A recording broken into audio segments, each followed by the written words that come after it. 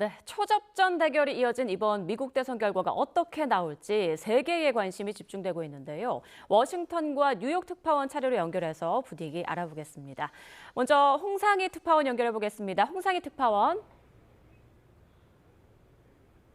네, 워싱턴입니다. 네, 이제 곧 미 대선 본투표가 시작될 텐데요. 선거를 앞둔 현지 분위기 어떻습니까? 네, 지금 저는 백악관 앞에 나와 있습니다. 이 밤 늦은 시간이지만 지금 철제 대형 펜스가 설치되어 있는 모습을 제 뒤로 보실 수 있을 텐데요.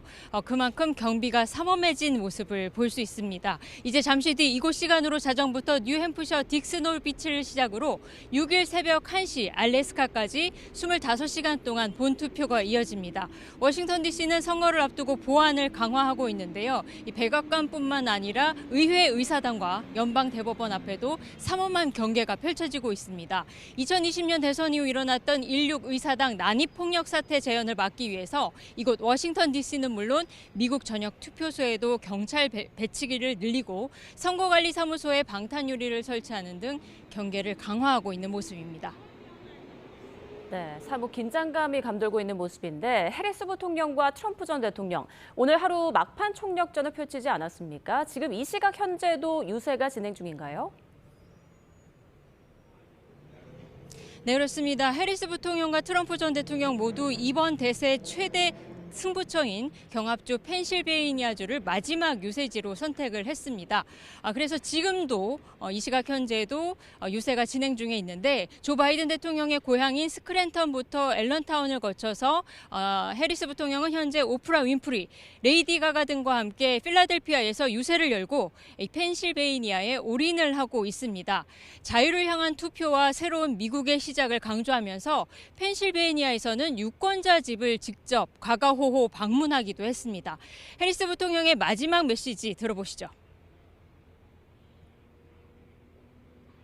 Can you feel it? We have momentum, right? And we need everyone in Pennsylvania to vote because you are going to make the difference in this election. 트럼프 전 대통령은 노스캐롤라이나 롤리를 시작으로 펜실베이니아를 거쳐서 유세를 펼친 뒤에 미시간주에서 마지막 야간 유세로 대선 캠페인을 마무리합니다.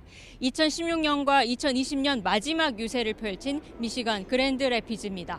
트럼프 전 대통령은 핵심 쟁점 중 자신이 우세를 보였던 불법 이민 문제를 부각하면서 해리스 부통령에게 다시 해고를 외쳤습니다.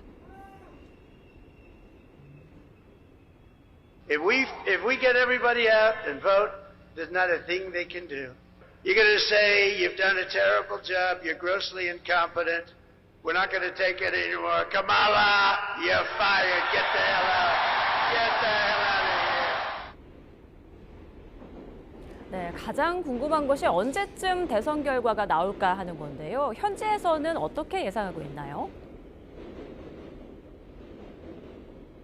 네, 모든 사람이 궁금해하고 있는 점이죠. 이르면 한국 시간으로는 7일, 늦으면 이번 주를 넘길 수도 있겠습니다. 대선 결과를 좌우할 7곳의 경합주 투표 결과가 언제 나오느냐가 관건인데요. 경합주 선거인단 93명 가운데 가장 많은 선거인단 19명이 걸린 펜실베이니아는 선거 당일 우편 투표 개표가 시작되기 때문에 결과 발표까지 시간이 상당히 걸릴 전망입니다. 네바다주의 경우엔 선거일인 5일 도장이 찍힌 우편 투표 용지를 인정하고 있고 미시간주와 조지아주 등은 표차가 0.5%포인트 이하면은 재검표가 진행되거나 이 재검표를 요청할 수가 있습니다. 만약 예상과 달리 해리스 부통령과 트럼프 전 대통령 가운데 한 명이 처음부터 압승한다면 한국 시간으로 7일 오전까지 결과가 나올 수도 있겠지만요. 개표 결과도 접전이 이어진다면 이번 주를 넘길 가능성도 배제할 수 없습니다. 그렇군요. 그리고 미국 대선은 주별로 분포한 선거인단을 많이 확보하는 싸움인데 경우의 수는 어떻게 됩니까? 네, 말씀하신 대로 전체 선거인단 538명 가운데 과반인 270명 이상을 확보하는 후보가 승리를 하게 됩니다. 현재 해리스 부통령은 뉴욕, 캘리포니아 등 226명의 선거인단을, 트럼프 전 대통령은 플로리다주와 텍사스 남부 지역에서 219명을 확보한 것으로 분석되고 있습니다. 한 표라도 더 얻는 후보가 주마다 배정된 선거인단을 모두 확보하는 승자 독식 구조이기 때문에 경합주 7곳에 걸려있는 선거인단을 누가 더 많이 확보하느냐에 따라 대선 승자가 결정됩니다. 해리스 부통령의 경우에는 펜실베이니아와 미시간, 위스콘신 등 러스트벨트에서 모두 이길 경우 매직 넘버 270명을 달성하게 됩니다. 트럼프 전 대통령은 펜실베이니아 다음으로 선거인단이 16명으로 많은 조지아와 노스캐롤라이나에서 승리하고 펜실베이니아에서 이길 경우 백악관에 재입성하게 됩니다. 때문에 선거일전 마지막 날 두 후보가 승리가 절실한 펜실베이니아를 선택한 것인데요. 과연 7곳의 경합주 투표 결과가 지금까지 여론조사와 비교해 어떻게 나오게 될지가 이번 대선의 관전 포인트입니다.